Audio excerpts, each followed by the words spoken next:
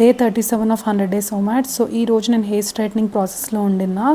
So lunch తినట్లేదు కదా as usual OMAD కాబట్టి. సో వాళ్ళు టీ ఆఫర్ చేస్తే నో చెప్పలేకపోయాను. And at 4 o'clock or something they offered me samosa and I couldn't say no. I had that as well.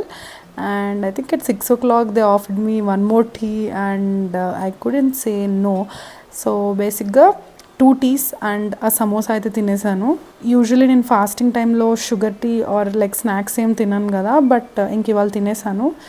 ఎందుకంటే కొంచెం work కూడా ఉండింది. ఒకవైపు వర్క్ చేసుకుంటూ హెయిర్ స్ట్రైట్నింగ్ చేసుకుంటూ కొంచెం స్ట్రెస్ అయ్యాను అనమాట. అందుకనే తర్వాత ఇంటికి వచ్చాక ఇంకా కౌంట్ చేసుకొని తినేంత ఓపిక లేదు. సో రఫ్గా జస్ట్ కౌంట్ చేసుకున్నాను. పప్పు, అన్నం, ఇంకా ఎగ్ బుర్జీ, కర్డ్, ఇంకా కొంచెం పికిల్ కూడా వేసుకొని తిన్నా లాస్ట్లో. బట్ అదంతా బాగా రాలేదు పిక్చర్, సో ఇంకా అది పెట్టట్లేదు. సో ఇంతవరకు మొత్తం 1300 క్యాలరీస్ అయ్యాయి అండ్ 41 grams ప్రోటీనే తిన్నాను.